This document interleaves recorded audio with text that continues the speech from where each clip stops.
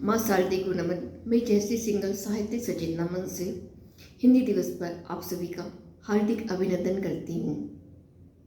ये कैसी विडंबना है कि हिंदी की जन्मभूमि में हमें हिंदी दिवस मनाने की आवश्यकता हो रही है।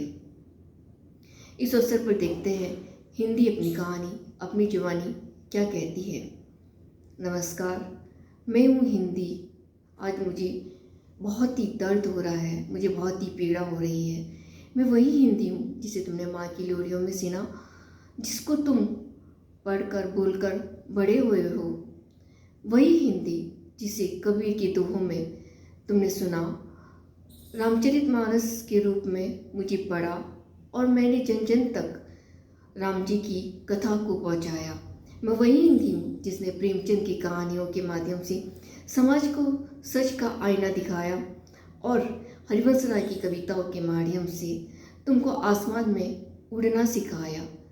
परंतु आज मेरे ही देश में मेरी क्या हालत हो गई है।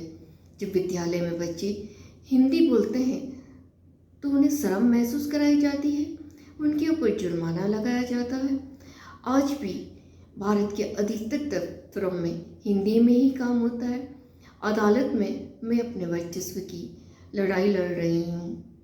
मैं अभी भी बहुत ही दोयम दर्जे के ऊपर हूँ।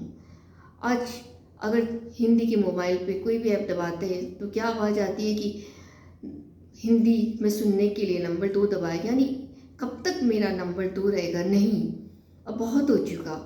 मैं उसी देश से हूँ जहाँ राजा भरत शेर से खेलते थे, जहाँ रानी लक्ष्मीबाई ने जन्म लिया, जहाँ नवरात्रि में माँ दुर्गा की पूजा होती। अब बस बहुत हो चुका। मुझे अपनी लड़ाई स्वयं लड़नी है और इस लड़ाई में आप सब मेरा साथ दोगे।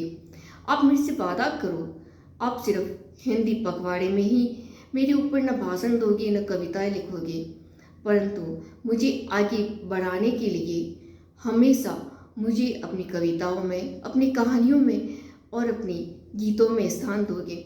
मुझे जनमानस तक पहुंचाओगे।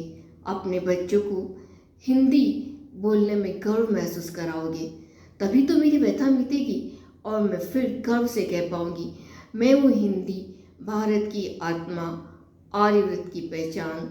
जय हिंदी, जय भारत। धन्यवाद।